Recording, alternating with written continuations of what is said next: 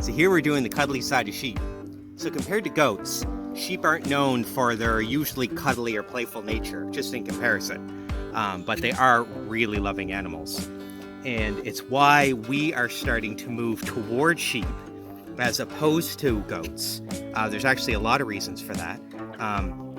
As you can see this one, they are really sweet. They really are. But there's a lot of really good things about them. They are a lot easier to keep than goats. They're not escape artists like goats. You save yourself a fortune trying to fence these ones in. But not only that, they have amazing fiber, much like a goat, and their milk quality is actually better than a goat. So they're better on paper in every way. They certainly do have different personalities, so I can see why some people would choose goats over sheep. But having had both, and having had both for a number of years, eventually the escaping of the goats does get really tiring. Especially when you know that sheep offer a lot of the same benefits, and if not a few extra benefits than goats, without that one downside.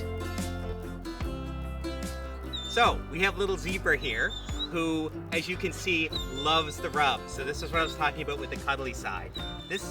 So sheep can act just like goats and just like dogs. Zebra, I was actually sitting here playing with Jade, who won't leave me alone, speaking of dogs. And this one came over wanting the exact same attention, if not even more hands-on than Jade, actually.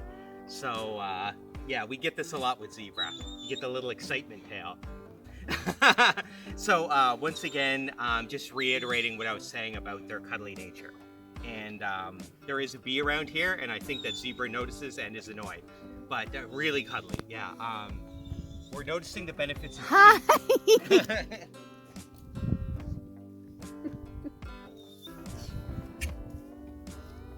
We're noticing the benefits of sheep that we didn't catch before, and it's really good to know. And in a comparison of goats versus sheep, there are really a lot of plus sides to having sheep. In fact, I think on the grand scale, there's probably more than you would know. I think sheep are actually finally taking the lead, and it took a lot of experience to get to that point. And I think it's pretty obvious now, because we still have goats, and we love the goats that we have, but they are very different and mischievous personality, and it's the sweetness and the contentness of sheep that is really starting to pull through. And that's really important on a homestead, because being able to contain your animal or have an animal that's low maintenance becomes really, really important when you have other jobs to do. So the easiness to contain, to control, and the friendliness is what will end up coming out on top, especially when you're considering the benefits of the goats, which is fiber and milk, can all be found in sheep, and in some ways are better. And meat.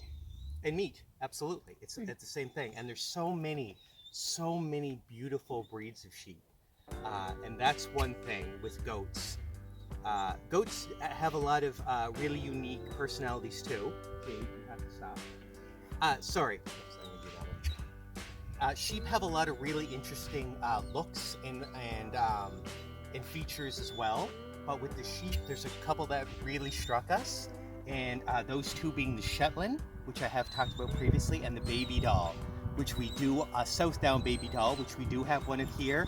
Also a joy to be around. So it's just, like I said, they're taking over the lead as the #1 livestock animal. And that includes all the animals that we had. There are other animals that we really like. We like our emus, our chickens.